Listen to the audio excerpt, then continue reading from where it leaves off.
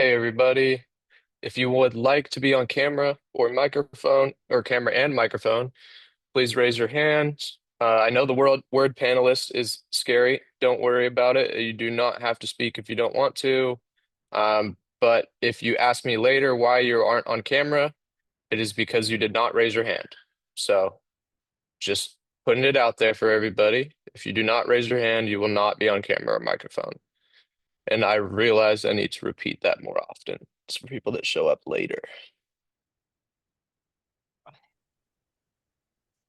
Moving my whole kitchen table because I'm getting, it kind of looks like I'm not wearing clothes, but I am. What a start. See, if more people come to the calls, they'll find out how funny I am. Yeah, this 4 o'clock sun is happening. Nice to see everybody. Thanks, Noah, for getting us set up. How is everyone? Carly, I don't think I've seen you in a call before. Welcome. Good to see you. Maybe you've been on Nick's, not mine. Oh, Ben, you got an assistant there at your table. Nice, nice, great. Bridget, welcome. I see you too. Kev, what's up, Mike? Dan, great. Um, I want to say thanks, guys. I know we intentionally moved the time of day around just to try to accommodate the many time zones of the village. So just thanks for bearing with us. And I like it because, sometimes you catch it live, sometimes you can catch the recording, but it's always really great. I'm going to give people a little more time to hop in. Um, am I saying your name right? Is it Nana or Nana? First one or second one? You can turn your mic on.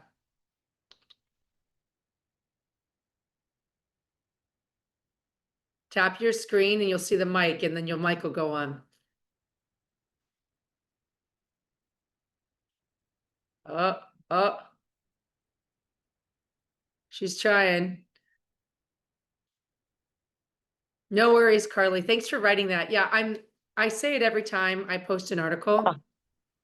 Even if you have 10 minutes, come. Like, I just want to see you guys and get to meet you and hopefully get a chance to see each other's faces and put those names to faces in the app. And just because it's like I'm basically memorize you by your at name and then not your name.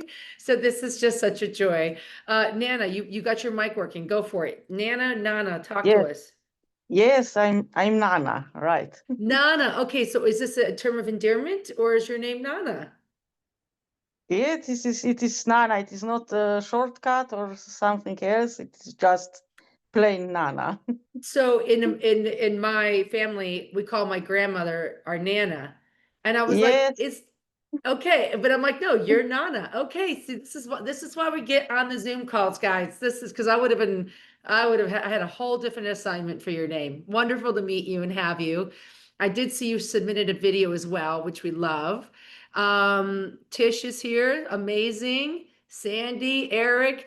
Just show of hands. Who's like in their first Zoom with me? Yes. Oh, yes, I love it. Oh, you know what? It's not fair. When Adam Bornstein crashes my Zoom and he doesn't tell me, and I even texted Adam today and he didn't write me back. He's been playing hooky and he shows up with a hand. Hi, Woo! Adam. Good to see you. And catch, guys. Like, what's happening here? Um, well, I wanted, if you raised your hand, I'd like you to and introduce yourself really briefly and just say one goal that you're working on right now that you're really excited or nervous about, but that you've got your sights set on. And if you don't say something, if you don't go, I'm going to start picking names. So I won't pick all of you. I'm happy to I go know your first. mic's already up. Oh, who's going? Dan. Dan? Do it, Dan. Here we go. Yeah, so I am a former U.S. Army veteran. Got out in late 2009. Definitely dealt with some knee back pain from being a combat medic, serving overseas. Took some time off, let myself kind of spiral down, got to my heaviest weight, almost 235 pounds at 6'4", which was the most I've ever weighed. Really realized like that unfortunately, like the more you took off time, the worse it got. So was super excited when Arnold started up the Pump Club, the app. I know him from, it's near and dear to me. My father passed away 4 years ago and loved Arnold. Um, Mhm. and really came up in the 70s and 80s with him. So it was just a great opportunity to kind of change things, to determine, that, hey, Yeah. I was going to make a choice to start working out. I'm back down to about 195 pounds now. And just, I got married in June. I mean, everything's just really turned around. Like, I feel like I made a choice to get back on track and really just to stop letting others tell me what I couldn't do and determine what I could do. So it's just excellent to be here with everyone and on this journey and be a part of the village. Brilliant. You're in the right place. There's an interesting kind of saying. It's like I usually say, oh, I've known Arnold for about, I don't know, 40 years, and he's probably known me for a lot less. It's like we all know Arnold, and he's been in our orbit for some time, in our family's orbit. And so, you really, each of you are 1 degree from him, because he's in the app, he's coaching every day, and he cares, and that makes the difference. He's got that kind of power to him. So amazing, Dan. Thank you. Let's have 2 other people share that haven't been on a call before. I saw Nana, your mic's already off. Why don't you just go for it? Nana, do you want to share Yeah. your goal? Well, my goal is to get stronger and to do the lifts properly. So this is Mm-hmm. why I also posted. This is my also first post. I looked a lot of Zooms. Not now it is 1 o'clock a.m. So yeah, if I doze off, Bonus. yeah. Well, tell me But your favorite exercise that you like doing so far in the app. well, my favorite exercise is well, there are two. It's bench and deadlift. You're my kind of girl. This is great. We love the big lifts. All right, good. Yeah, And we love, we love. you submitted a deadlift video today, right? Right, right. Fantastic. Okay, I'll be going over that for you. Thanks for sharing. We've got time for one more. Does anyone want to go for it, or can I call you out? Let's see. Carrie, I haven't seen you yet. Do you want to go for it? I know, sorry. Okay, that's all right. One of the biggest things for me is actually I need community to stay focused. And so calling Matt was great, because if you're not in it, it's very difficult to align. I want to get stronger. I want to stay committed. And I've noticed that if I don't have individuals who are kind of helping to prod me along, I lose momentum. Yeah, I'm very similar. I respond very well to peer pressure. Exactly. Right. So doing that well, thank you for jumping in and sharing. I will share my goal. And it involves a lot of you. So we've been kind of quietly talking about the Arnold Sports Festival coming up this March. And a lot of us are talking about doing the pump and run. And I know there's lots of class, it's legit happening. So the basic vibe of it is you get a chance to bench press, and there's Catch sent me like a the link to everything, so we can put it in the app for you guys.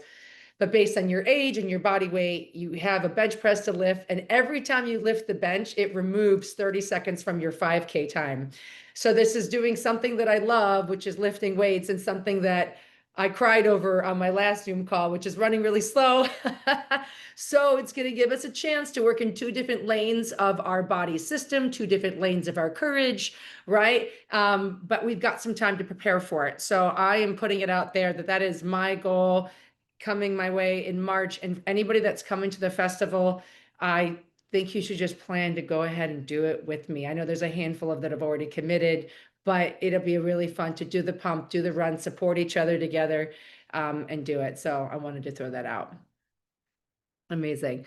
As always with these calls, I'd like to do a little bit of a hang.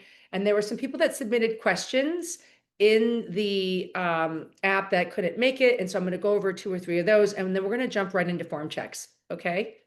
Okay, amazing. As always, please, please, please feel free to use the chat on the side. It's already going. I'm going to say hi right now. If you don't feel like talking or being on camera, this is a way to communicate with me and the coaches. So you can ask a question on something maybe I'm already addressing, or you can congratulate or say hi to one of your teammates in here and stay connected. Okay, so that is there for you. Jumping right ahead, this was a question that came through. Lisa wasn't able to make the call, and we were talking about it as coaches. My goal is to build muscle and strength. So she said, I'm wondering, when do I go up in the weights that I'm using? For instance, when the reps go 12, 12, 12, and they're easy, or 10, 10, 10, like what's the rep range? When do I go up in weight? So when it comes to programming, guys, the whole game is what's the heaviest weight I can use doing all of the reps with full range of motion and full control.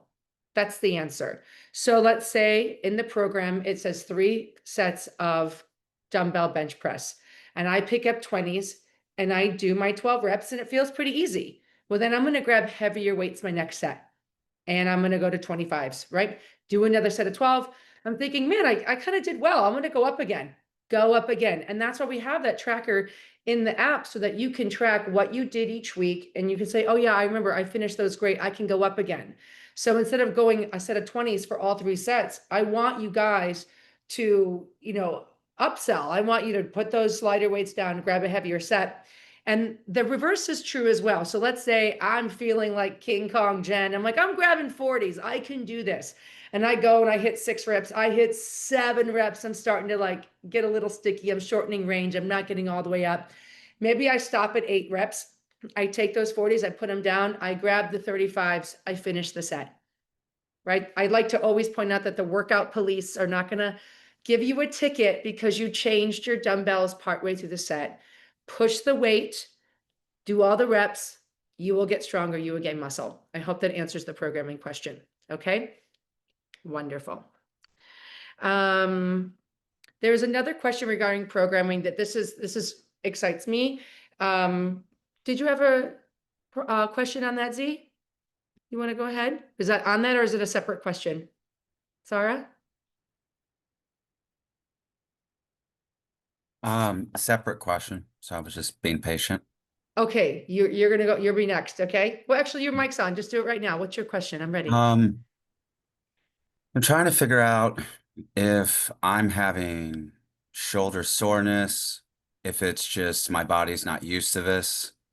I finished foundation about a week ago. Awesome. Thank you. I was going to Yeah. start next level. About a month ago, I started a new job. I basically I saw 40 you. hours a week. It's always Mhm. 40.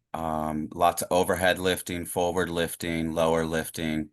I move in all those giant frozen boxes at Sam's Club in the freezers around. So lots of 20 to 60 pound boxes lifted multiple times a day.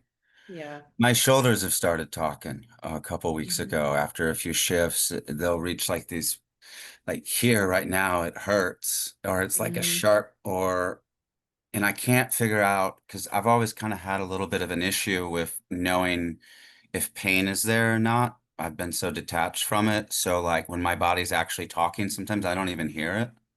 So Yeah. I'm trying to figure out, because I did the first workout of Next Level on Monday, and it was mostly leg and core focus, and that was fine.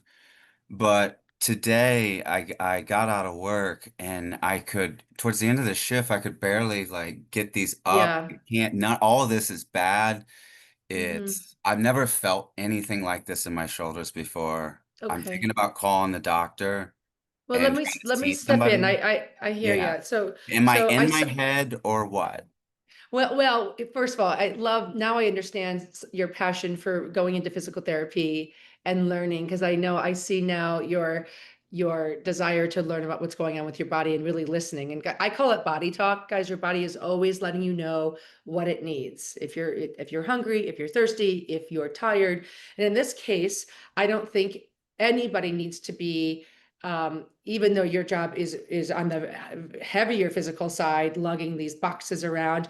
I mean, my parents were both teachers at a high school level for years, and those jobs were very physical. You're on your feet every day, you're interfacing all day. So your jobs at any level take a toll. I'm a personal trainer. I work with my clients every day. So I have energy fluctuations and different fatigue levels. So my answer to you is this. It's one of my favorite features in our app.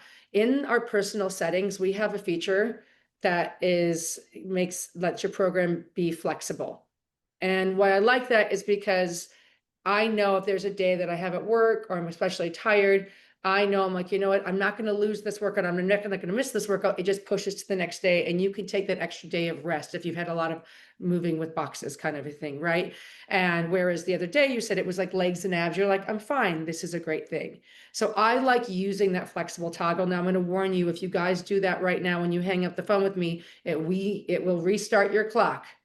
So if anybody's tracking their consecutive weeks, I believe it still restarts your clock. But I want you to listen to your body. And if that means you've had a heavier load of week at work, then push it. That means maybe some weeks you do 2 workouts instead of the 3 or the 4. But that's how I would shift it. And So, another way, yep. so like every week is the same. It's the same 8 hours. I'm spending 6 of it in 0-degree temps, moving heavy Mhm. boxes. So it's not really going to shift up. I was thinking today about taking on the workout number 2 because there was 3 different types of push-ups. I was going to try swapping them and Mhm. seeing if there was something that could still hit the areas, but maybe it doesn't feel as mean. But now I'm thinking, like you said, maybe take a rest day, try the workout tomorrow after work. I don't know. I'm Mhm. still wondering if I should see somebody or maybe I'm just in my head. I don't know. Well, I no, know you're not. I don't think you're in your head. I think that if you want to get an opinion of someone that's outside your brain right now, go in, just be sure. Yeah, To me, I like that peace of mind. I I want to always be ask for sure. help. I have a PT, I have a doctor I use. Anybody that has a question they can answer on their own, absolutely go check it out. I But don't I want think to tear it something. I agree with you. Yeah. And here's the thing, guys, you don't have to, there are days that like I'm in the program and I'm like, maybe I'm not pushing my heaviest, but your body really doesn't know the difference. Some days if I'm pushing 40 pounds, other days I'm pushing 20, hard is hard. And that's all your body recognizes.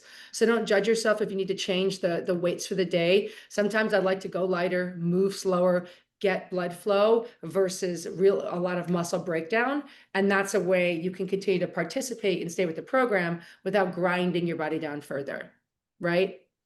Awesome. But Thank you. I also want a button, look at your sleep, make sure you're eating enough protein and carbohydrates. Like these are legitimate programs, guys. So we're training you like legitimate worker outers and athletes. So you've got to take care Yeah. of yourselves in that That's one of the things respect. I love is everything's like right there. Like I've got everything else dialed in, the macros and the waters and the sleep. That's why I'm like, Yeah. no, something's off because everything else is lined up. Yeah, Yeah. yeah. So, but that, by the way, I thank you. I'm glad we talked about this because you guys are I always joke, the only people you should listen to over us is you. Listen to your body. Listen to what it's saying. You spend every day with your body. Listen when it says something. Okay. Awesome. Thank you. Brilliant, honey. Yep.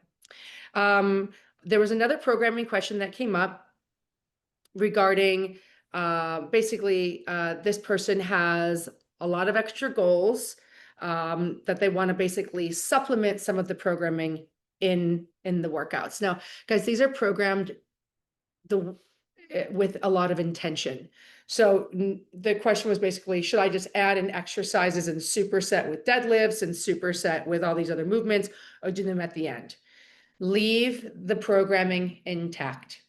Okay, don't add. And by the way, if you're pushing the weights, you're not gonna have the desire or the air or the energy to want to add a set of like extra presses or extra curls or extra shoulders on the other side of your deadlift. Use the rest so you can attack the deadlift as programmed, right? You do as prescribed.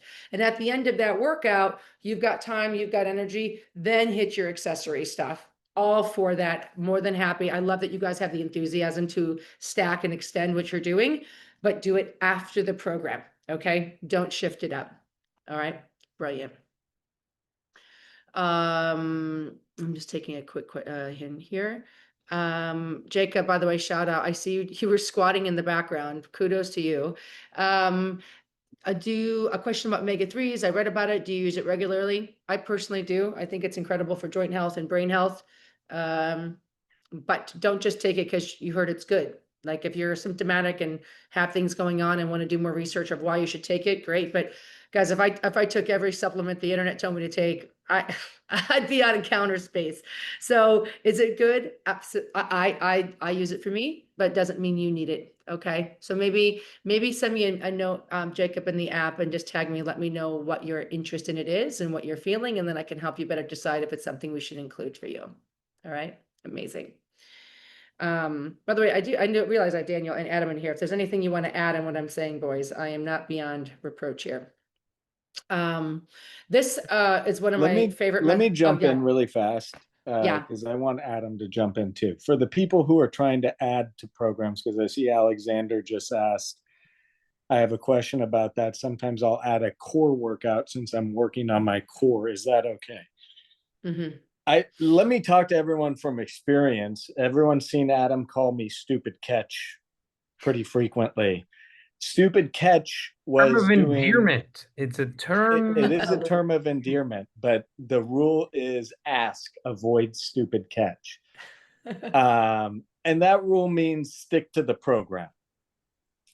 And I can tell everyone here that in 5 years of having a 500-pound deadlift and being stupid catch and adding to the program and doing my own thing, I had less progress than in the last year when I did exactly what the program says.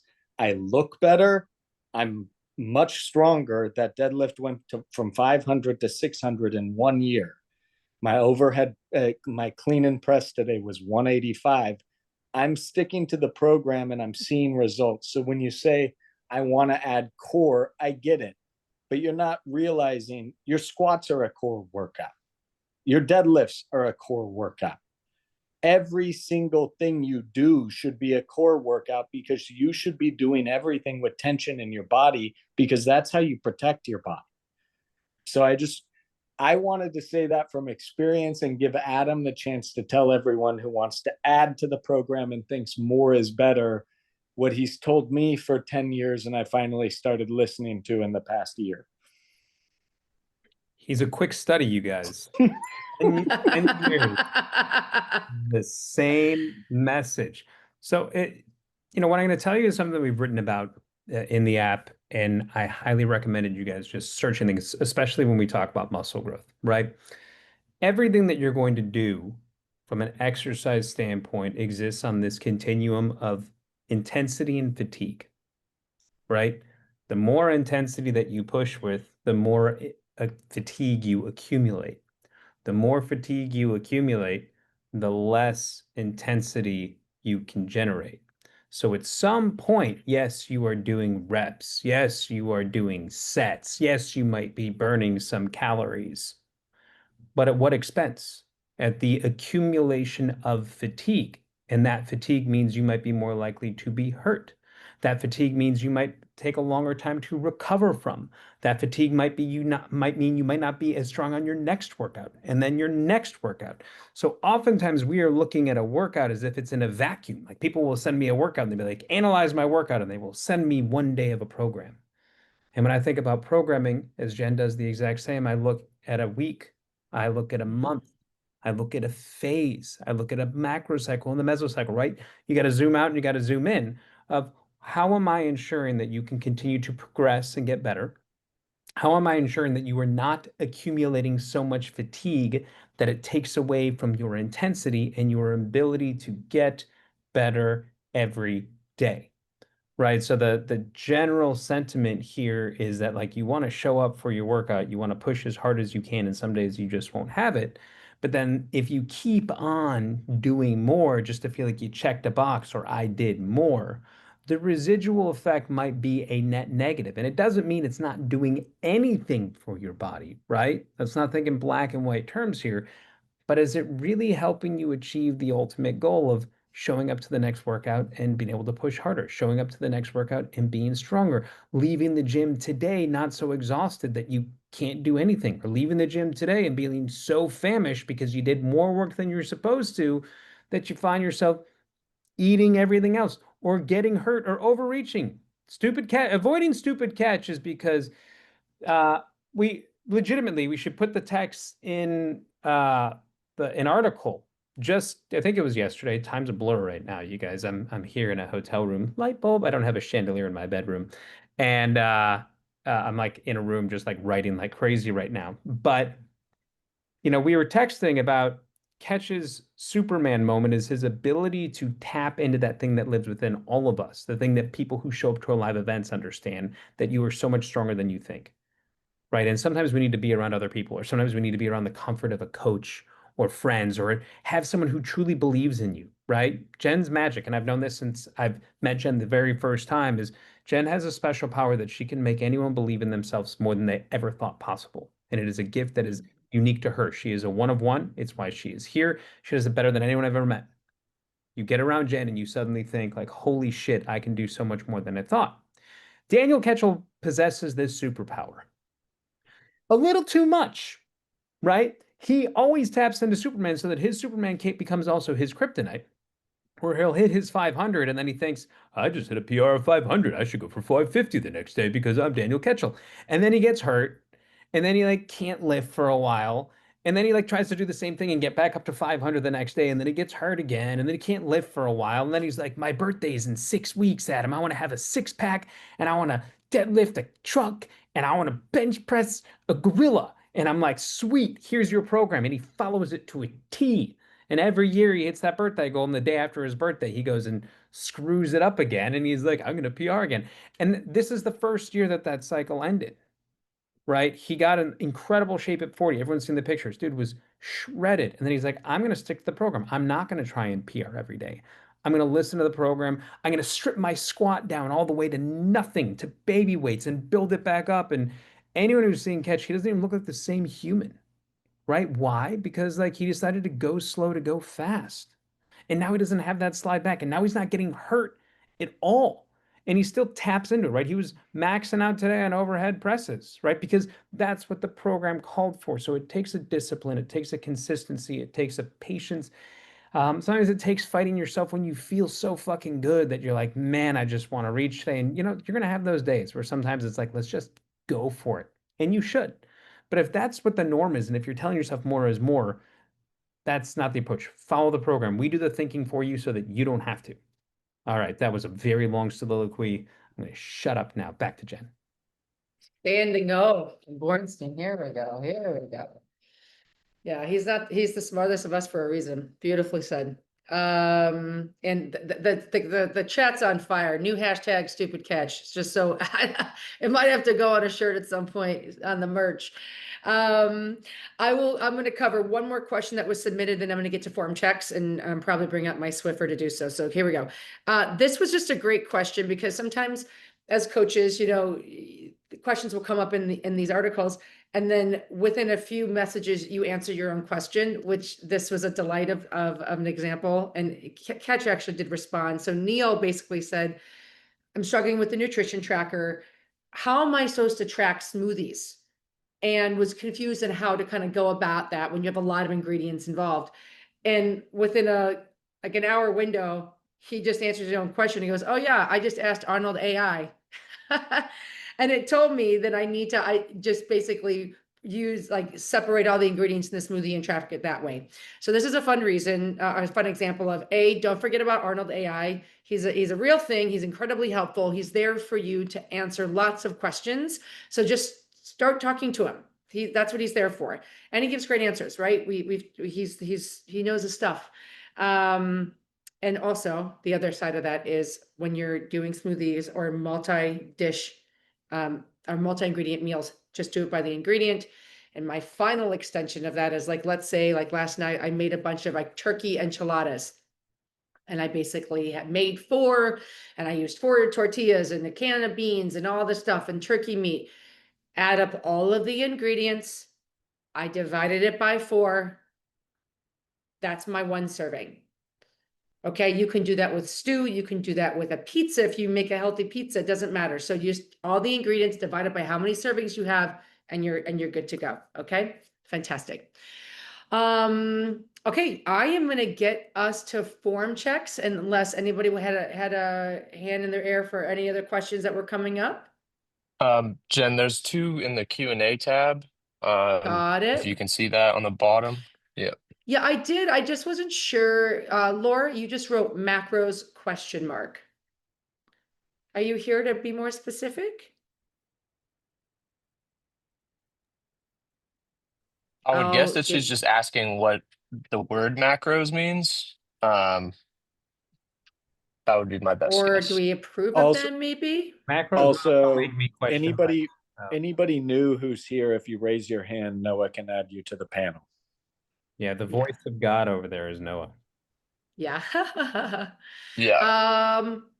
I maybe if it's like, do we believe in macros? Because that's where we have a nutrition tracker. And I love that it's a nutrition tracker, not a macro tracker, based on your body, where your health is right now, the goals that you have. We have a formula that basically outlines your servings needed for each day, both on your training days and non-training days.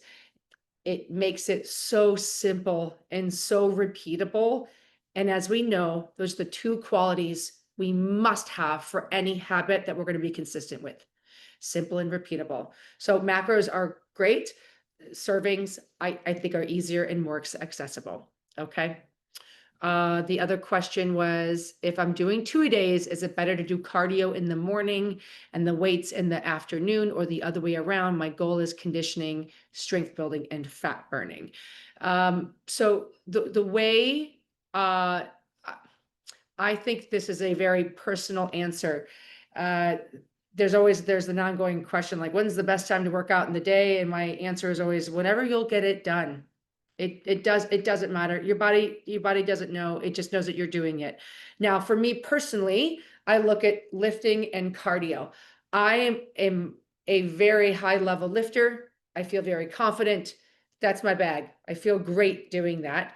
Not as much with cardio. If there's a running workout where I've really got to put output in it, I would probably do my running in the beginning of the day, because that's where I know I need more emotional and physical energy to get the work done. That's me. But if you're the opposite, you're like, oh, Jen, I crush it running. It's the lifting that I require more focus and more energy. Then put your lifting first and put your running in the afternoon. But it's really up to you and what your body is going to respond better to. And frankly, your mind. Alex, go ahead, buddy. Hey, that actually reminds me of a question I wanted to ask. So my mom really wants to join the app, but she's mostly a cardio person. She doesn't really do a lot of weightlifting. And she actually Okay. wanted to know if there's ever going to be like a cardio-centered program. Well, this is the Pump Club. Yeah, well, that's the thing. She's like, would I not fit in if I only do Of weightlifting? course, she's going to fit Yeah. in. What I would recommend her doing is starting in our foundation body weight program. If she Mhm. really loves doing cardio and moving that way, she can stay in that lane and introduce body weight positions. I like it for her mobility. I like it for her bone strength. I like it for her muscle density. I like it for her mind. Come in, body weight foundation, start there. I'm sure she's going to meet some friends, and then we'll go from there. That's what I would do if she feels a little out of her league with the dumbbell. That's why we have body weight. Alex, Okay, does your cool. mom do any resistance training right now? A little bit. She does Taibo. I don't know if that really counts, but the It old does VH. not count, but I like Yeah, Taibo. Billy Blanks. That's Billy Blanks, right? Love yeah. Billy. We still have the VHSs in our basement that she'll replay on a loop and just do I'm those. Great. more impressed that you guys still have VHS. My short answer Right? that is that your mom should know the best thing she can do for her health is resistance train. Your mom should also know that resistance training is a form of cardiovascular exercise. Your mom should also know Okay. that any resistance training that she does will enhance the cardio that she already enjoys, and she has a way to log the cardio on that home screen with additional activities, and we're going to continue to enhance the ability to do that. So, is it possible that at some point we could have cardio programs? I mean, anything is possible, but that's not our bread and butter. It's not what we do best, right? I write cardio programs about as well as I speak French, which is not at all. But I know my lane and I stick to it. But the most important thing that everyone should know is that right? We talk about it in the newsletter all the time. You don't have to do that much Yeah. resistance training, but if you're not resistance training, right?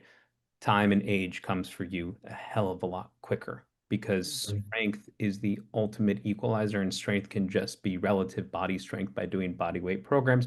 Whether she does it in the pump, honestly, I don't care. I welcome her. I want everyone in the village. get your mom doing resistance training because it's one of the best things you could do as a child for your parents to, kind of ensure their long-term health. So that comes from just a place of whatever it takes to get her to do some of it, do it, and hopefully it'll be with us because we're more fun than everywhere else. I will Exactly. make sure to show her this recording that you said that. Yes. Because she also loved Yeah. your book, Adam. So there's that too. Then tell your mom to come hang out, and if I will. I she's will. gonna Next love time she's Jen, here. she's gonna love Catch. She'll Yeah. maybe not like us call him Stupid Catch. Again, term of endearment. We love Catchel. But yeah, it's a party. We welcome all. All right. Uh, Alex, Thank you. we posted something about Mediterranean food today. Wouldn't that make your mom want to join? Oh, yeah. Totally. Yeah, dude. Yeah. I speaking of mean, hanging out, friendly reminder, if you missed it in the article, we are doing a pub club hangout here in Los Angeles in 2 weeks. I'll So be there. it's Yeah. a ruck and a Yep. deadlift. Yeah, Alex, you don't have a choice. You better be here, I'll pal. Oh, I I'll will be be So there. there. I will hit a Jen will be PR. there. I will be there. Jen will be there. Guys, it's a pump club party. wait, are you going to be there for sure? I'm gonna be there. Woo! I wasn't sure. See, make Yeah. it. Okay, two more questions with their hands up. Tyler, go ahead, bud. First, I want to say I have been in the app here and on computers for my whole life, and I was so confused why I couldn't turn off my mic or turn on the video until I got added as a panelist. So if it's your first time in here, remember you have to wait until you're a panelist before you can do anything, because I was literally switching to my phone to this. I'm like, what am I doing wrong? Anyway, I've talked to Adam about this a little bit through text. My biggest question was, and I'm not trying to like humble brag about something, but like when you have, I'm in the dumbbell one because I travel 7 months of the year. I'm in a hotel. I don't go out to like get a day pass because one, it's super expensive, and two, it's I know myself that after 8, 10 hours and working, that when I come back here, I'm not going to change, get in the car and go again. So I lift in the gym, but they only have usually 50-pound dumbbells. Even at my house, I only go up to 100. So when it says something like 6 reps for Romanian deadlifts, or even rows, one-arm rows, like if I don't have that weight, do I just kind of ignore the 6 reps and just go like you've been saying till it's too hard? Like that, I guess that's really what it comes down to for my main question. Adam, do you want to take it? No, not really. Because I can swap to a barbell when I'm home, and I Yeah. do that. But Couple I of options here, right? One, we do have the exercise swap, right? So if you find yourself in a position where you want to do a different exercise or the load necessitates doing a different exercise, swap it out with a different exercise, right? That's option one, right? Option two is that you can do what you said. If this is like but this is not the norm, right? This is right, like infrequently you find yourself in a position where you can't do the program. Am I interpreting this correctly?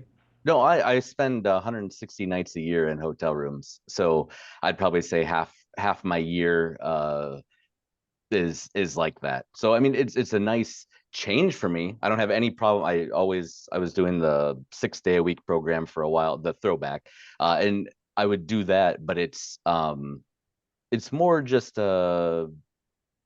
like I've tried to do day passes, but I'm also changing locations all the time. It's a very specific situation. Yeah, I get no, that. I get it. And like part of it's like practical, right? Like for 2.5 years, I was on the road every single week, 3 days per week, right? I lived on the road and like I understood, and it got to the point, right? I would just go to a gym because I hate hotel gyms. Sorry, they mostly just so that's option one, right? Just suck it up and find a gym nearby. Option two is use exercise swap, which will allow you to make some adjustments. Option three is that you can make any exercise more difficult by essentially adjusting the tempo. This is something that we do from a body weight standpoint, but if you find yourself in a situation where you're using dumbbells and you can't create overload the same way, right? What we talk about is like you do not want to voluntarily slow things down unless you are choosing to voluntarily slow things down to make it harder, right? Like the involuntary slowness of a rep, right? Like when you start to fatigue and it's harder to like push a weight up out of the bar, out of like a bench press. That's a good Right. thing because then you're activating as many motor units as possible to get a muscle to fire. But you can also hold a dumbbell, for example, in the most difficult position, so in the bottom position. So if you are squatting and it is a sub-maximal load, you get to bottom of the squat and you hold that for 3 to 4 seconds, right? That changes it a whole bunch because you're now removing momentum from the variable. So what you can do is on these exercises, you can add a hold. You can slow down the eccentric a little bit. I would not make the reps super slow. I think you're going to be accumulating more fatigue than you want, but you can slow down the eccentric, make that 2 to 3 seconds. You can add a hold in the bottom or in the top, wherever there's most tension, right? So if you were doing, for example, like a row or an inverted row, the top of the movement when you pull the dumbbells up or when you pull your body up, that's where the tension is because the tension is in your back. It's not when you're hanging at the bottom, right? So add a hold to create more tension, or you can find a higher rep program that is going to be more conducive to having lighter reps or having lighter weights that necessitate higher reps. The best example, which you will then need to use the swap out function, although we do have a dumbbell version of it too, is going to be like Arnold's current program, the Rise of Machines, because Arnold can no longer lift heavy. He is a rep machine. You guys don't understand how much 20 rep sets suck until you do like 30 sets of them. And then it doesn't matter what weight you have, right? Talk about cardio. That is a cardio workout. Arnold's current workout is like pump and cardio, and it doesn't matter who comes to train with Arnold.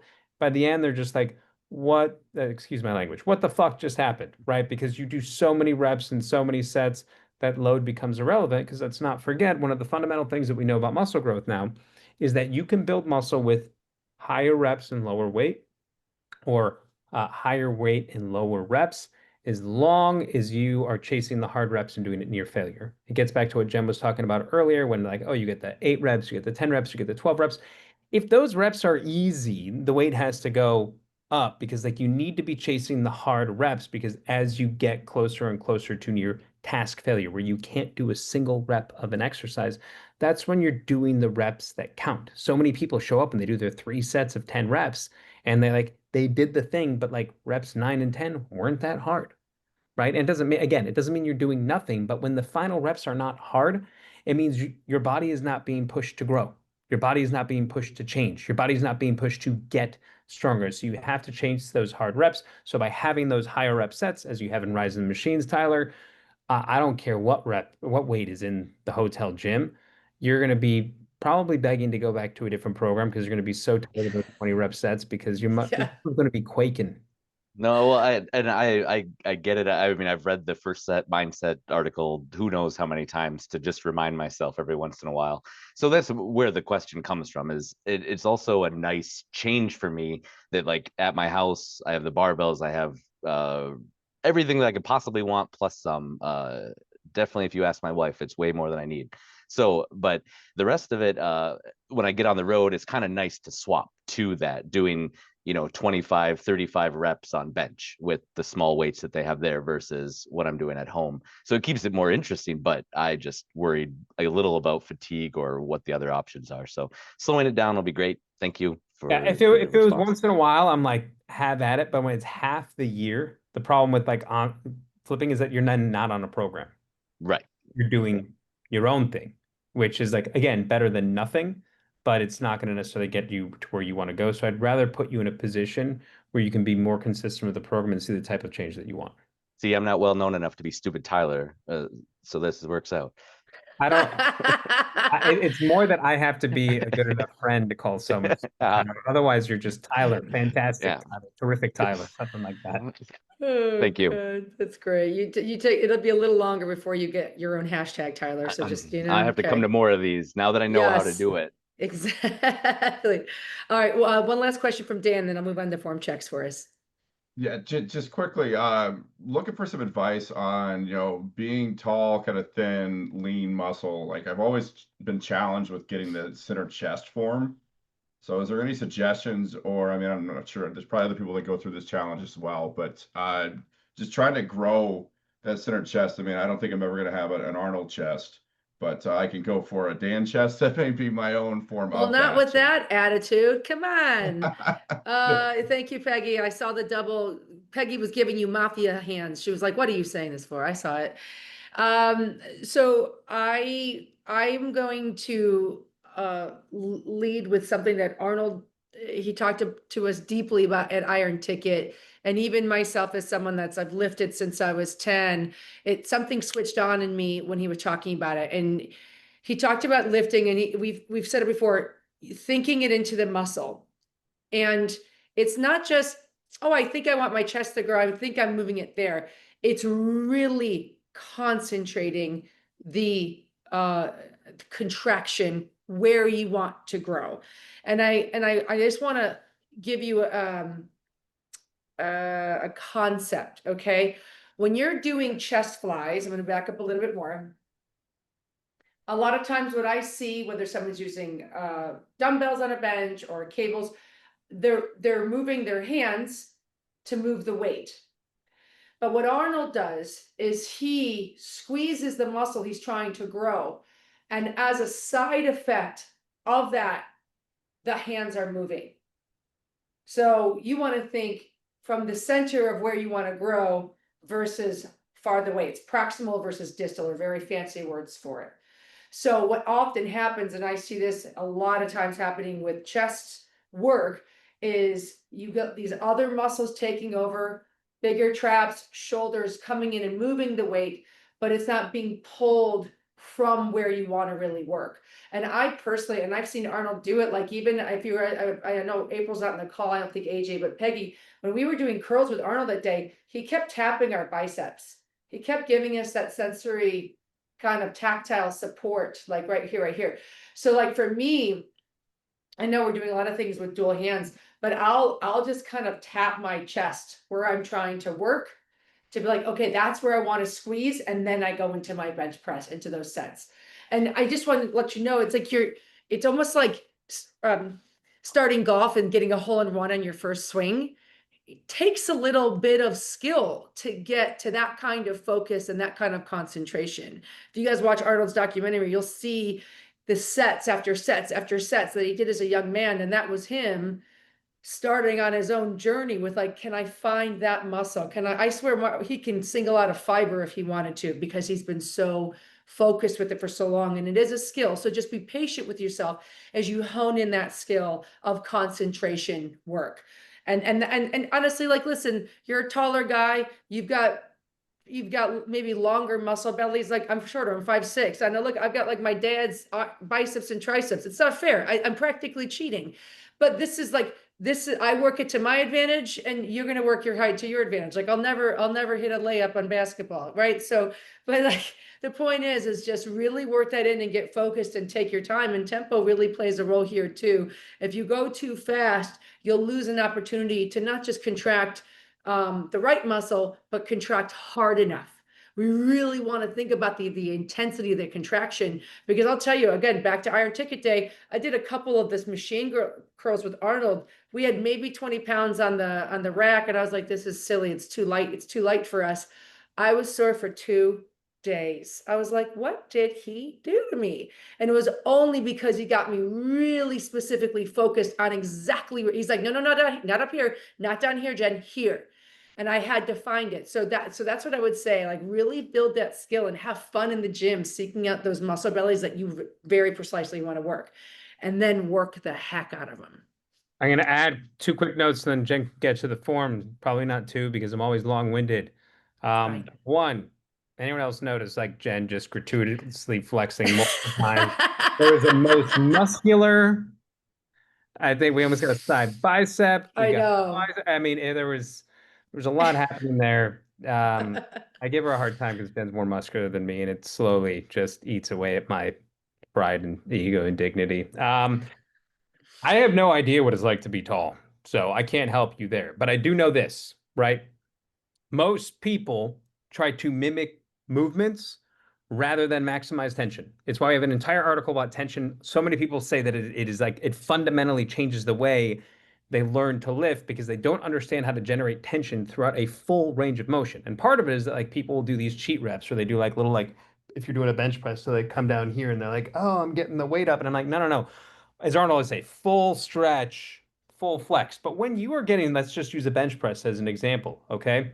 When you're doing an exercise and you're getting down there, when you're pressing up, a lot of people just want to move the weight rather than create as much tension as possible within the muscles. So they will like flare out their elbows wide and they're shoving it up and they're locking out through the joints, as opposed to understanding that like your arm should be coming down at an angle where you get a stretch in your chest and then you are pressing up. And when you get to the top of the rep, the tension is not in your arm. Some may be in the back of the tricep, but you're not trying to lock out. You're trying to press through. Imagine the muscle fibers, right? There are 3 different types of muscle fibers in your chest. And when you're doing a press, a horizontal press, essentially, you're pressing out. The fibers come down like this. You want to press out and almost like in a line above your face, above your eyes, and you're exploring out, but the tension never leaves the chest. If you get to the top of the movement and your chest isn't squeezing like, oh my God, my pecs are going to burst, you want to almost like reassess the movement itself.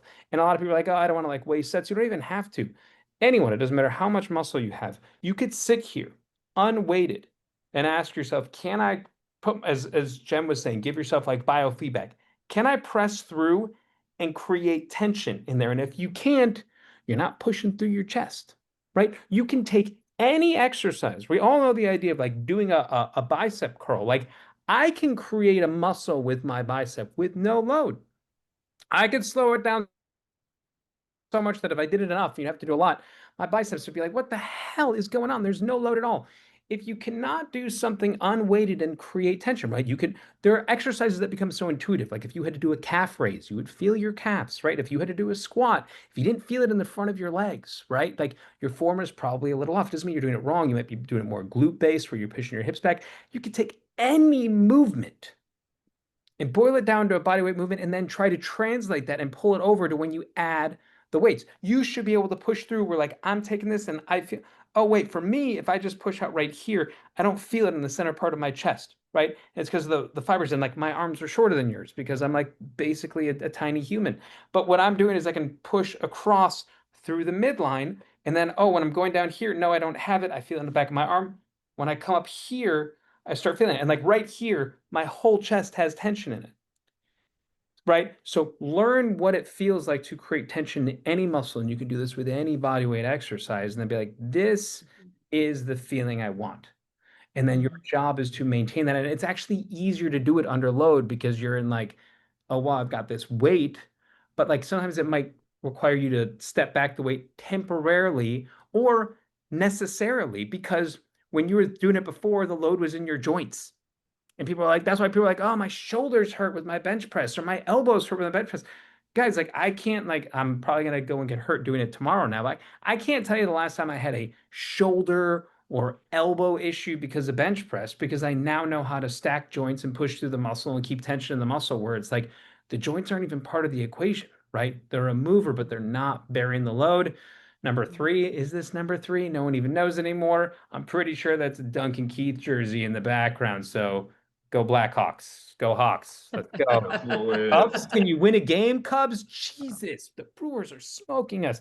Anyway, I can't say anything because Ketchell's a Dodgers fan and they just buy the best players in baseball. But that's Me too. Relax on what you say. Thank you both for the feedback. I greatly appreciate it. I will not relax. I will be as angry as I want about this. You can be as relaxed as the Colorado offense this year. It's okay to be wrong. John, Wow, you that's big defend, talk from a please. guy whose football team has 0 national championships ever, despite also buying their roster. I'm sorry, you guys. Let's just go on. Now we've got wildfire in the chat and people, oh, here we go. I actually love listening to Adam describe things because I always pick up different nuances of it. So I hope everybody pulled away with something kind of different to think about it. And also, that's what these workup sets are for. I like to prime those muscle bellies in the workup sets. So like, you don't start to activate that tissue on set 1, get yourself ready for it. All right, keep this shit talk going in the chat. We're gonna go into form checks. Here we go. And I know if you guys have to drop off, I saw some people time to cook dinner and do your thing, no problem. This is going to be recorded and we're going to pop this right back into the article from this evening. Okay, so I'm gonna move this just out of the way. I think over there. Okay, wonderful. Here we go. We got a deadlift. I think this is Darlene, if I saw your name right. Oh man, I love when the opening video is just butter. This is pretty darn good, girl. Coach Nick would be very proud to see you separating it in 2 separate reps. And there's definitely a lot of weight on here. I want to just point out, I really like her setup position. You can see, guys, how well she drops her hips in and creates this triangle that Nick and I always talk about. And she creates what we call this wedging effect. So she creates tension in her body by dropping her hips down, and she's able to just drive right up. I'm gonna let that play again. Core is connected. She just floats. She resets, brings the lats down. You know, there's a little variability of the barbell on the way up, but I'm really not going to be too picky. I thought that was pretty darn good, girl. Was it Darlene? Let me see. I'd love to. Yes, Darlene, I got it right. Brilliant. Okay. All right.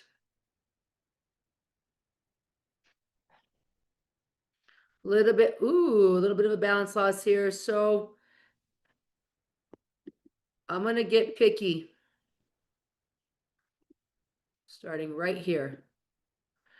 We talk about approach, guys. When it comes to any kind of lift, it's choreography. So when you approach the bar, whether it's a press, a pulling motion, it's the same every time.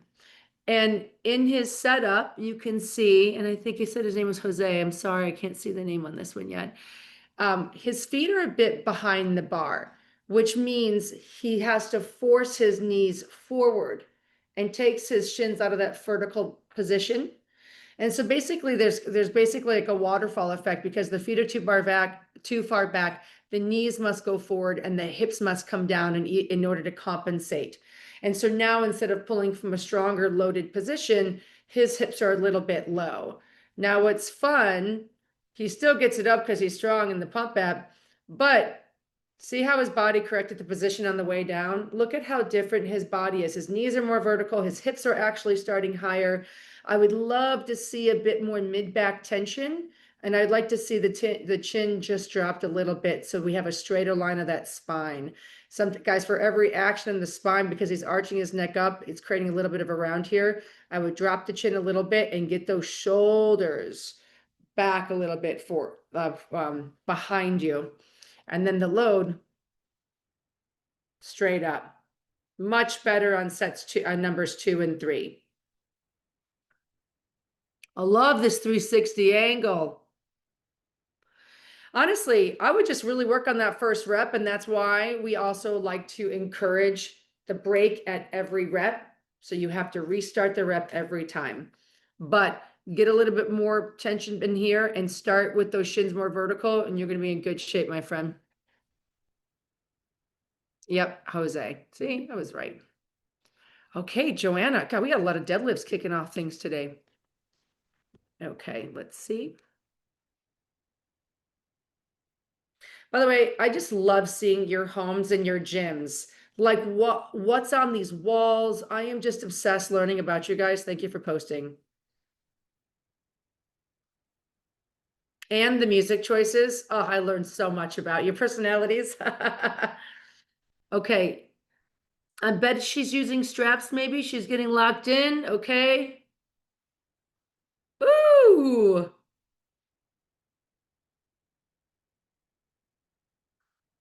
Feet look good. I like this load. I actually don't have a lot of things to say. This looks consistent, controlled, and strong. I'm going to be a little greedy. I would love to see more shoulder tension backwards. And I just want to like remind you guys of what I mean by that. I'm going to bring it out. I don't think Adam's been one of my Swiffer demos, but this really helps. We're going to start telling them in the store, get your Swiffer, clean your home, improve your deadlift. 2 at the same time. Okay, so what I start to see is what I'm asking for is this, which is shoulders back. Okay, I'm gonna give you one more time. Shoulders back. And from the side, looks like this. Okay? And what I'm seeing is more of a vertical support. So I see people like pulling the dead and thinking my shoulders are going back, but really you're almost just creating tension in your upper traps versus back behind you, supporting your thoracic spine. Okay, so there's this one thing I want you guys to think about when you go into these deadlift positions. It's not up, which forces me to stay a little rounded in my mid to upper back. And instead, I think about literally taking my barbell and bending my hands this way. I'm almost like torquing. And when I'm here, I torque sideways and you can see my shoulders go back. Okay, it's just gonna set you up for a stronger position, especially as we're hitting these heavier reps through these sets, okay? But could not be happier with the strength and the control out of this one. And Okay. Jen, if you click the name, you see where it says 2025 Yeah, 10003. Joanna. If you Thank click you. that, it takes you to the one where you can put the left and right arrows to toggle, so you don't have to do the lists. Oh, Noah, this is why we need your generation. Okay, so I go here. We get another one from Darlene. Yep, there you go, and then you, it's you right want there. me to do this, and then Yep. and then when I escape, I go over there. Yep. Okay, thanks, Noah. Everyone, we got this. Just shout out to Darlene, just moving some big weights on these racks. So fun to see. 225, 45. I'm not really sure if those are 10s, 15s, or 25s, but this is great weight. I want to point out something really briefly. I love this. I love a great setup, guys. Her choreography, it's exactly where she wants it to be. And what she's doing is she steps in onto the bar, sets up her core, and she's going to stand up with both feet. I see a lot of times videos, you guys step in with one leg in a staggered stance and get the bar up. You want your feet side by side, just like Darlene did it. Good breath and brace. You can see your belt move. Ugh. Butter. I really don't have anything to say. Maybe Coach Nick, because he's really, he's let's play it again just because it's so fun to be around strong people. He's a higher level athlete in this. There's really not much I would change in any of this. But again, let's take a look at her approach. She goes under, her feet get side by side. Really, everybody pay attention to her belt. You can see when she locks in her brace because the belt shifts. Right there. Gosh, it's great. Locks in, nice and smooth, hits full depth, drives all the way up. Awesome job, Darlene. Wow. And then here's my little thing.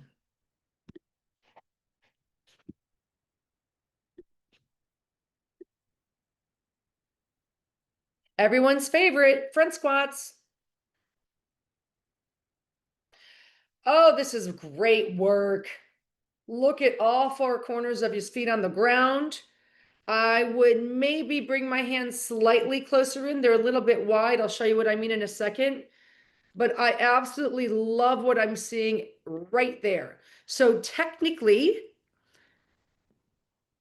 I would take the elbows 2 inches higher, just here. And I think part of what's happening is this hand position, which I'll show you. But we've got a beautiful spine position. We're hitting parallel, if not a little below. Front squats are so powerful, guys, because they're going to create a request out of your core like nothing else does. That's why you really don't need to do extra abs if you're squatting. But this is awesome. I love the head and neck position and his breath. I think he's got one more perfect feet position.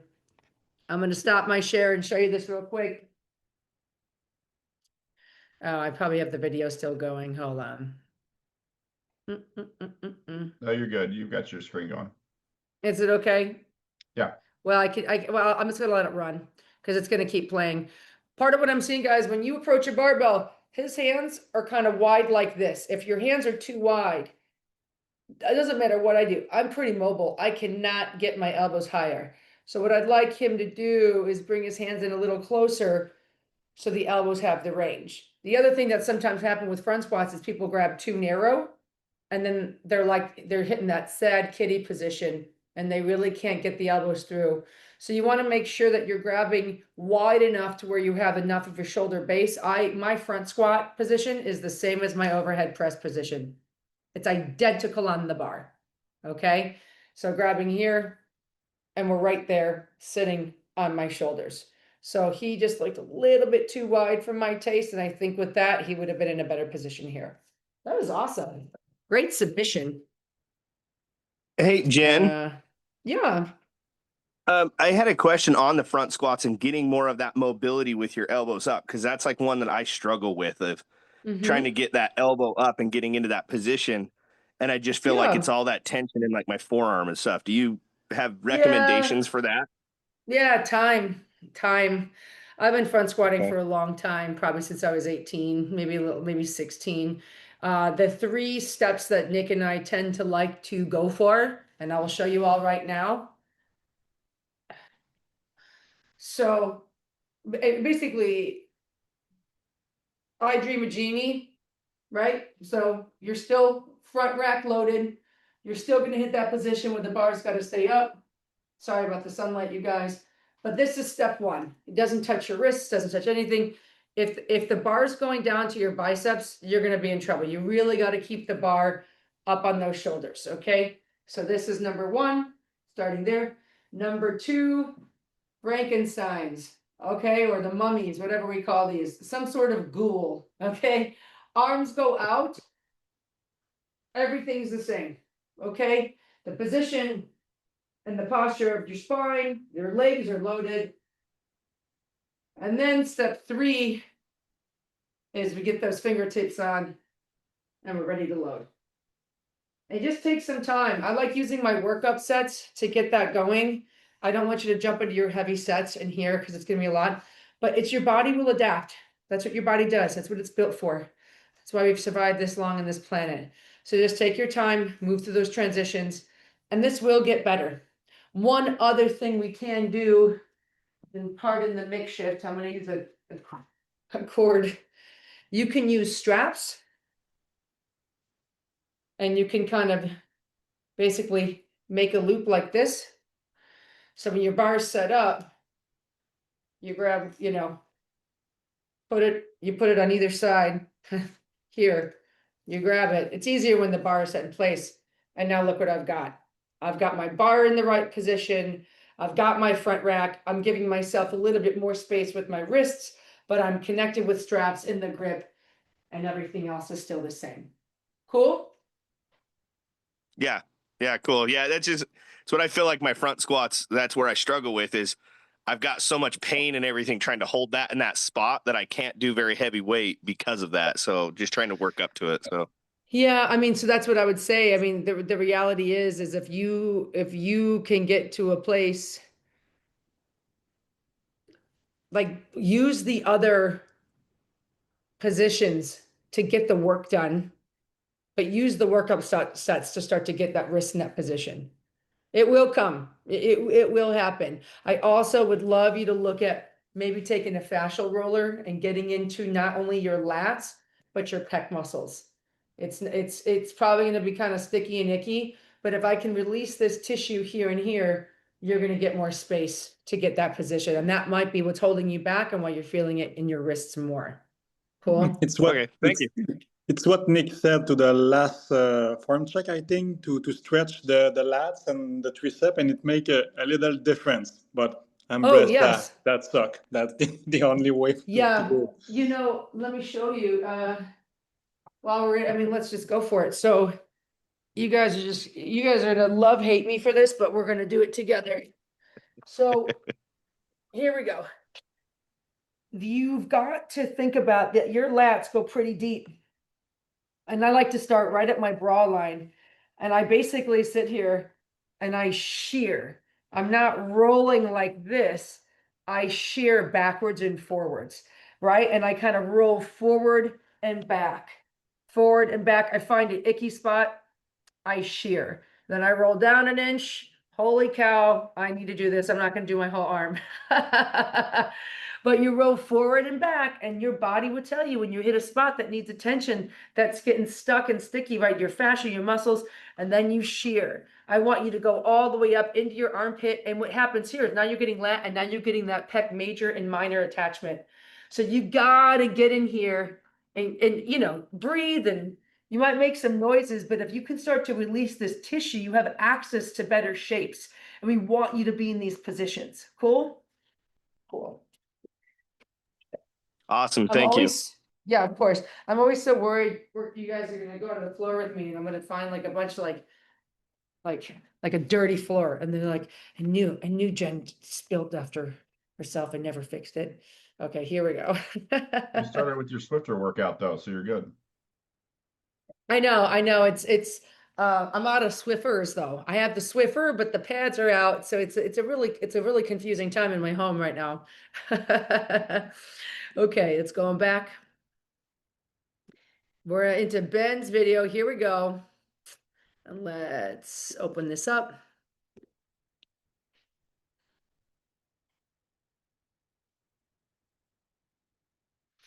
Thank you for showing me how you are getting set up. No lift video off. on screen. Oh, it says I'm sharing. Okay. Thanks, Noah. I will stop share and reshare.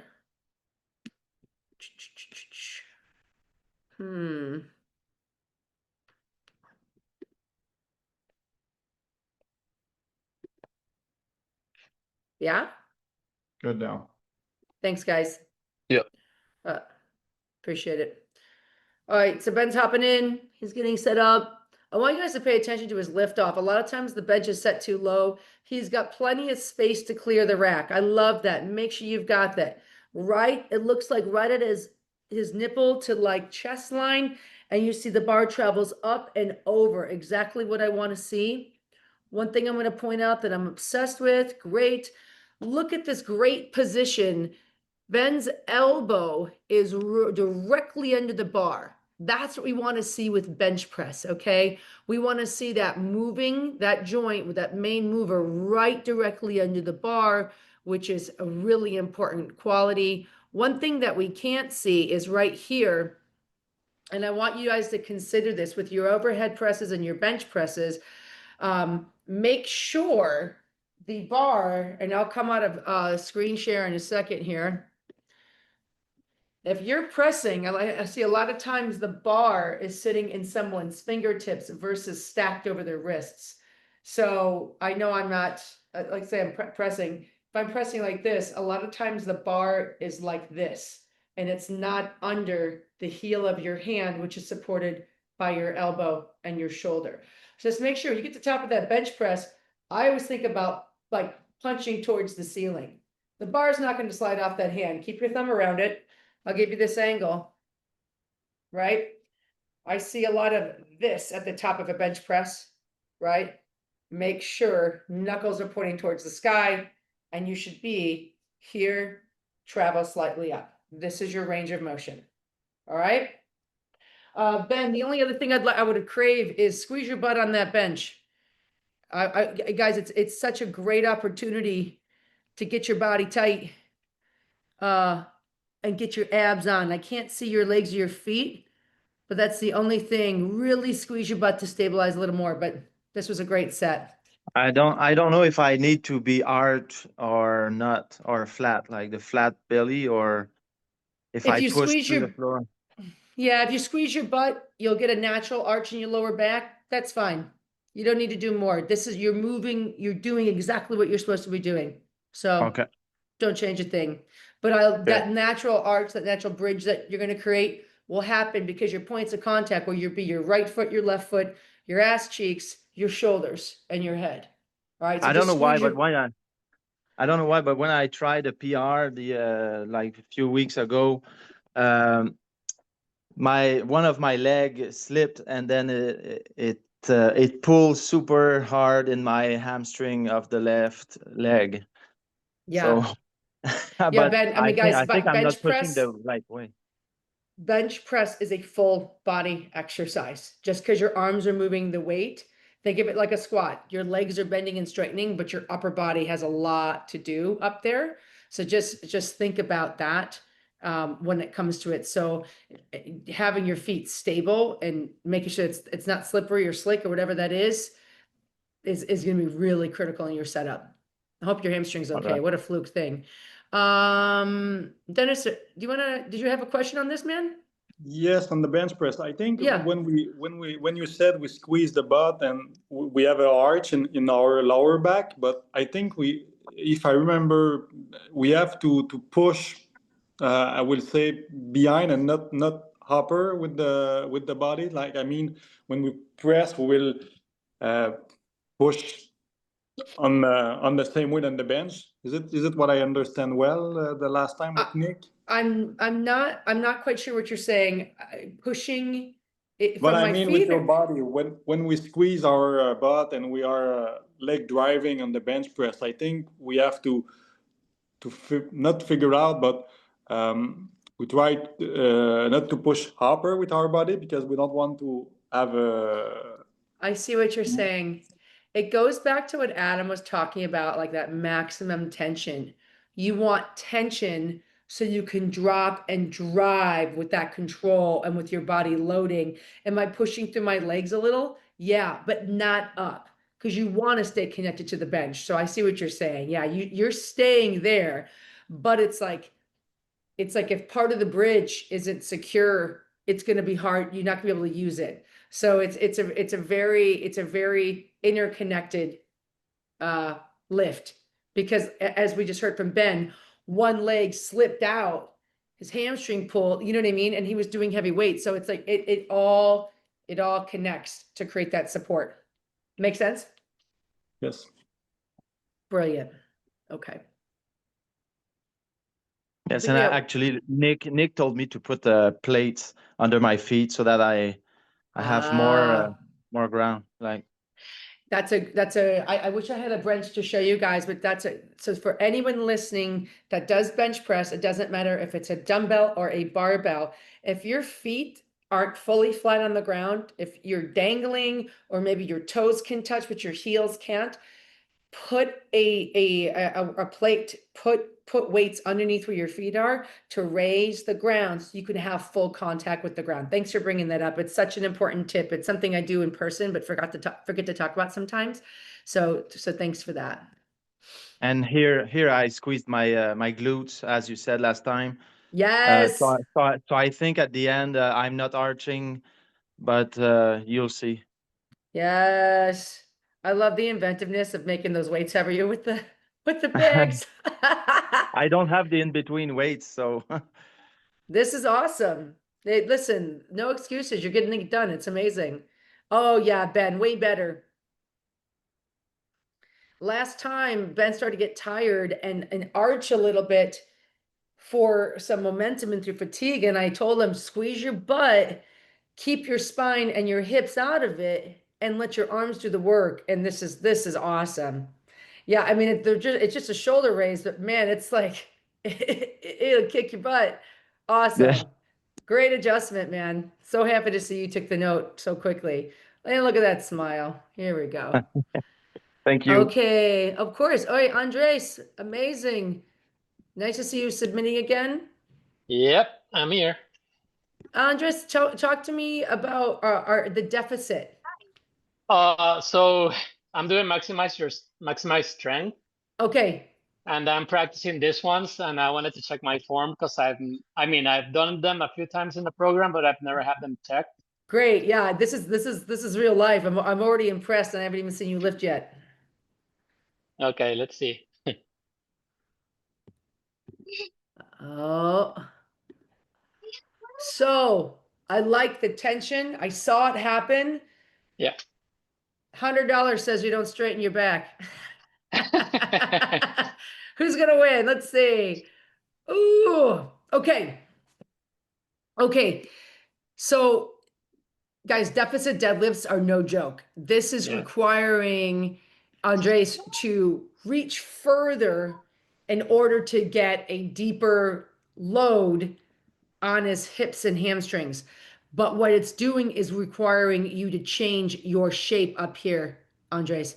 So either what I would say is the programming and the spots that you're doing, is it asking for like a 4-inch or a 3-inch deficit? Oh, it's asking for a deficit, yeah. So I Let's have bring the those. deficit down. Let's Okay, yeah. let's get thinner, just because I want you to do what the program is designed for, which was to create a greater load back here, not up Okay. here. So All right, I yeah, actually, because I'm not too those are upset like with three, this. yeah, those are like 3-inch plates, so I can go lower.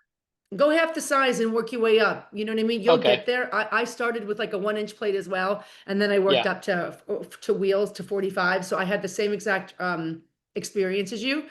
Yeah. I would put your toes a little more forward. So more forward, like a little bit more like on the top of the Yeah, plate. I want you to be like an I, not a Y. Okay. Yeah. But you've got great strength. This is great work. I would just bring your deficit down just a little bit, bud. Okay, cool. So, all right. Great Sounds good. soundtrack, by the way. Love. All right. Sandy, are you still in here? I saw your face. I'm here. Yes. Woo! Oh, you're looking so strong. Strong and lean. Here we go. All right, can I see her feet? Notice how her feet are on the ground. Look at how tight her butt is. We've got a nice gentle arch. Perfect. Yep. Brilliant. I'm gonna tiny pick. See Okay. where the barbell is? Slightly in your knuckles. I'll take a little bit more of the nickels to the sky. But I gotta tell you, guys, this is picture perfect because, and the reason I know she's in the right position, look at her hamstrings. Her hamstrings are on, her glutes are on, she's got a gentle natural arch in the lower back, and her abs are connected. So this is awesome. You're bringing the bar right here across your chest. You could even take it, play with it on next week. Go with it at your bra line next time. Let me know if you feel a little stronger. But Okay. this is fantastic. I'm so happy with what I'm seeing here. Great job. Great. Yeah, Thank you. really great job. God, this is the problem. You guys are good at everything. I have nothing to correct. Okay, Sandy again. Here we go. This is a barbell bent over row.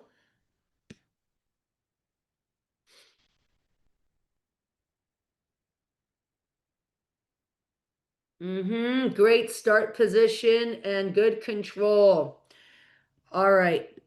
So I'm pretty obsessed. This looks great. Guys, great way to get your core stronger as well, by the way, because she's at this hinged position. Her feet are in an athletic stance and all on the ground and connected.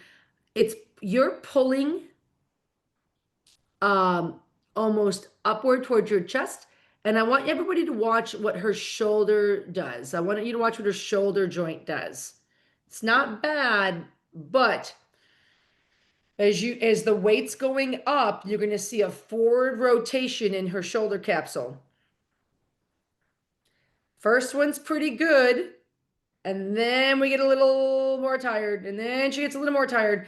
And so what the first action is, and it's not bad to have a little bit of trap, but let's see if I can drag it to the exact moment.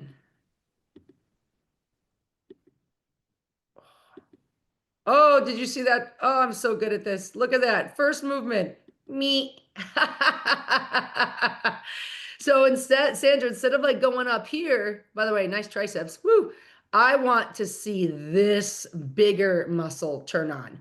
So remember, guys, with a barbell row or a dumbbell row, the stars of the show are going to be these lats and these mid back muscles. And the back of your shoulders and your traps are going to be what I would call an accessory muscle, kind of like a sidekick helping you. Okay. And so what started out as bigger muscles started to switch to accessory muscles helping more. So this is actually really good. I love the position you're holding and the breath. But what I want to see as a variance.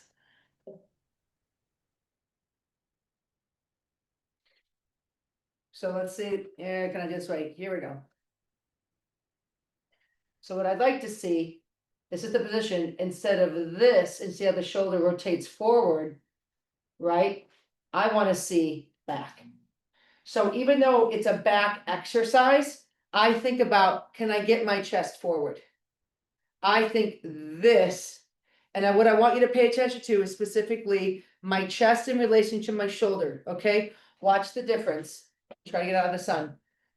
This is me, this is Jen, and this is what Sandra's gonna be in a few days. And this is Sandy today. See how it stays closed and see how it gets open. Okay. And right? And so now when I do this, wow, look at how many more back muscles I get when I stay open. Whereas this one brings me forward. So it's a subtlety that you're gonna find. And by the way, Sandra, just kind of bring it up. I think I aim towards my hips. I pull like this, like more that. This way, I almost slide up my thighs versus going up towards my chest. Okay. And you're gonna find you're like, oh, this movement translates to my deadlifts, to my pull-ups. You're gonna feel stronger everywhere else because you're practicing it right. Yeah. Awesome. Thanks. Awesome. Yeah, of course. You're looking so strong. It's hard to find things wrong with what you're doing. So I'm really pumped. I'm impressed. It's going great. All right. By the way, Sandra's in Dallas and she's a great workout partner. So if anybody's there, you should go hang out with her. Okay, Michael. Cable crunches. Let's see if this angle is going to let me see enough.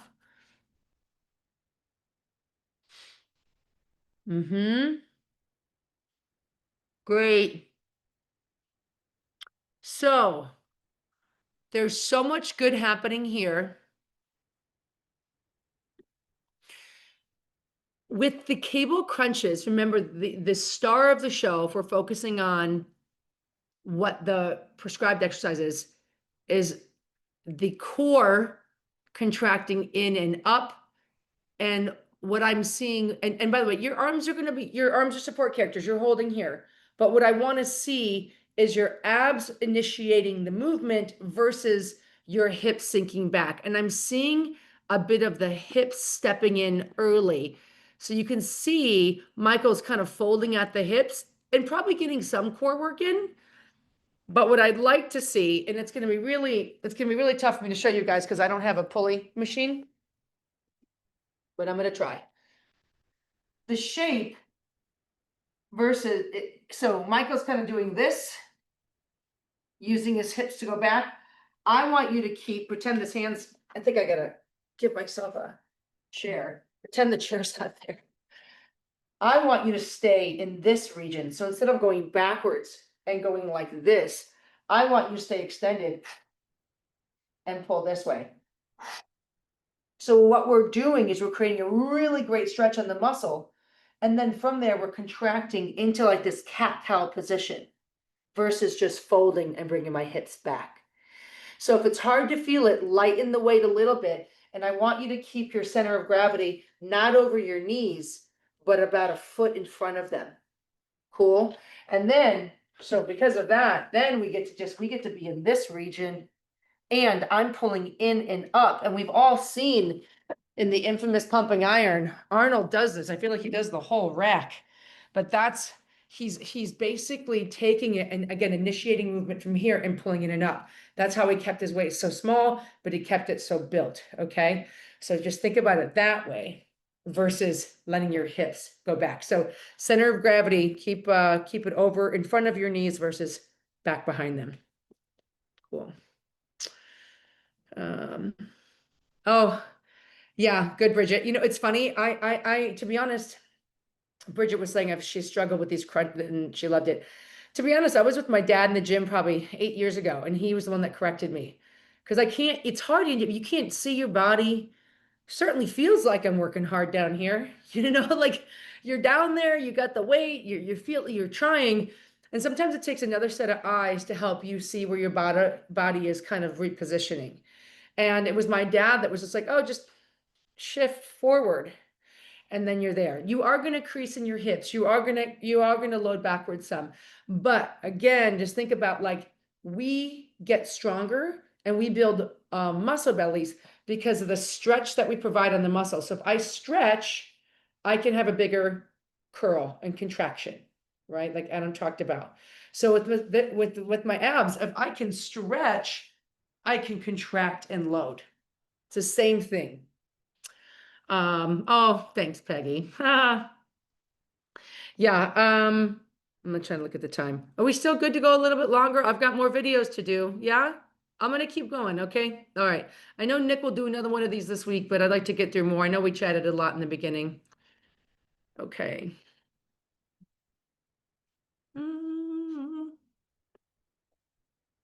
And it's so fun. I don't think I've ever corrected a cable crunch yet, so this is really great.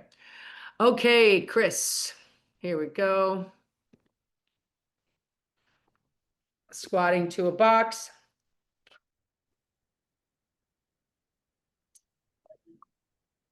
Oh man, this is just a delight. Wonderful control, bar path, and back position. The only thing I would say, let's let this fade out. The feet look pretty turned out. This is a bit of an extreme angle. Now, everybody's hips are different. Everybody's knees are different. Like you should be squatting in the position that feels good. But if we have that much variance in our foot position, it's actually going to destabilize the knee and the strength in the muscles. So, Chris, I actually think this is great. I love your control. I love your hip drive. He does a really good job bringing that belly button up and through like Nick always teaches us. I just would like you to take those feet and unduck them a little bit. And something else to keep in mind, guys, when I make corrections, like make small ones. So Chris should go in a 1/4 inch and then maybe a 1/4 inch, right? Like take your time moving him in, but that's the only variation I would ask. Yeah, Jen, I started with the box higher and I've actually got it now to where it's at the lowest point. So I've been really kind of working on getting lower and lower. It's do you think my unreal. depth? Oh, it's beautiful. Depth? Do you think that's like adequate? It's gorgeous. Are you kidding? It's gorgeous. Thank you. I love a box squat because I know exactly where the bottom is and where I'm supposed to where it's over. Exactly. So that looks great to me. The only thing that changes things if you're like, oh, I want to squat without the box and still go that depth. But if you feel safer, stronger with something underneath your butt, do it. Yeah. Thanks. Do it. Yeah, Thanks. yeah. Really happy about it. Change the feet a little bit and let me know how it goes next week, okay? Will do. Yeah. Okay. Oh, yes. Okay, Jose, we got to clean and press.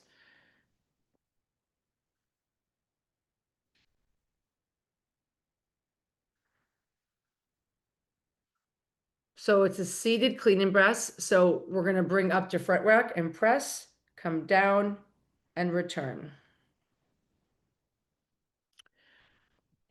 I would like to make 2 changes. One thing we've talked about, which is the level of your hips, and I'll get to that in a second when I'll go off a screen share and show you that. Jose, when you get the weights here, there's really no need to get vertical with your neck and your eye line. Guys, if we're pressing, eyes are forward. I think when you change your eyes from forward to vertical like that, it's going to disorient you. And I'd rather have eyes straight forward. I think it's going to be a stronger position, Jose. And this is great extension, but let's get your eyes straight forward for your next set. Your hips are even. This all looks really good. But what I can tell is he's actually he's lacking a little space. So you can even see when he does his clean, he kind of drives the elbows and gets stuck and gets around. What I'd like to see, and we've talked about it, so I'm sorry it's repeat for everybody. I need to make sure when you guys are training, whether it's a seated press, clean and jerk, whatever this is, I want your hips above your knees. Okay, hips above your knees. When your hips are below your knees, so let's say my chair is lower and my feet are here, my hips are going to roll. So when your hips round then it's harder to be in an athletic position because you're already starting this round position. Okay. So what I would like to do, what I do with clients, like I know obviously all the benches are built for, they're mass produced. I take a yoga mat and I fold it up into like a square shape and I put a pad under like that. And that's going to lift your hips up just 3 or 4 inches to where you're going to be stacked and really on your hips. So when you are getting into a clean and press, oh, there it goes, right? You're here, you're able to whoop, and you can see how in this image with me, you guys can see my hips. And with Jose, we couldn't see his hips because they were too low. So just make sure, put your butt on something, but by the way, it could be a book. I don't really care. Like, just as long as it's not Adam's book, okay? But like, but I want your hips up because it's going to stack your spine and really put you on your legs for a more powerful execution of the movement. All right? Excuse me, Jen. Yeah, honey. Could you do the movement from the side? I have difficulty with the first movement. Like I don't know if I don't know if I have to swing my back or if I have to squeeze my shoulder blades or Well, I don't know what I'm doing. I just think about people lifting like doing clean and press, and I think about that image and then I go, but otherwise I don't. Listen, you're doing quite well for feeling a little lost in your body, okay? Now it's programmed as a seated clean and press on your program, correct? Or is it just say clean and press? It's no, they say to do clean and press. Yeah. So no seated. Yeah, it's seated. Yeah, it is It seated. does say seated. Okay. Yeah. So let's back it up because I love Olympic lifting. It's very sports based. I hope you guys can see me with the sun. So a clean and press with dumbbells or a barbell, basically with load from here, would allow this big triple extension with our body. And what happens is through that transfer of force from your feet to your hips, you go into what we call triple extension because my ankles, my knees, and my hips are all fully extended. And because of that momentum, the weights will rise and I catch. Okay, so that was like super slow motion.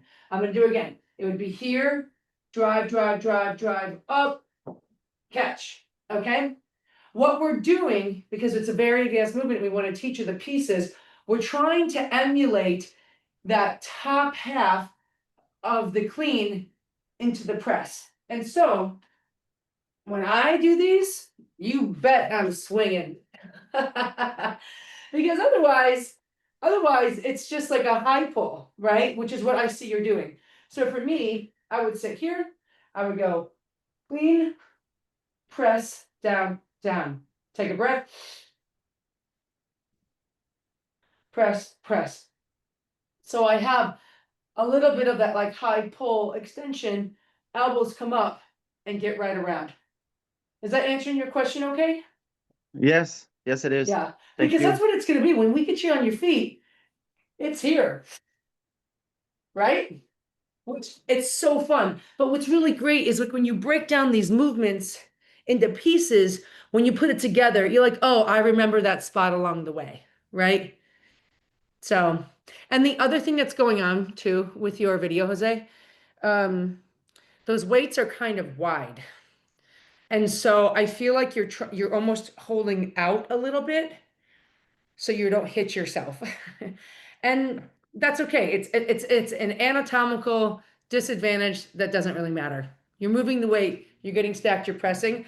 I just think you're going to feel a lot better if your hips are up a little higher. Oh, I see everybody has to go. Okay. Peggy has to go. Ty's going. Okay, great, great, great. I'll try to wrap this up. Let's do just a few more because we've already been at it for an hour 40. Me.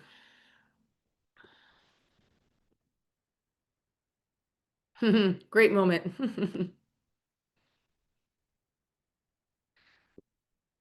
Oh my God, Nick's gonna be so mad. I have a lot of videos that I've left for him.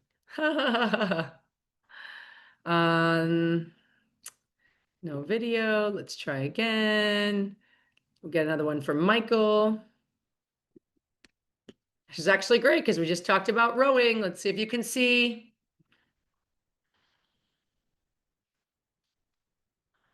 Aha, not bad, but still hitting that closed shoulder position. So Michael, everything we talked about is the same from what I talked about with Sandra. I want you to pull a little bit more towards your hip and open that chest to shoulder ratio. This looks great. You're moving well. Your breath looks good, but pull your chest forward and get deeper into your back. And that's how we'll make this a little bit more profound for you.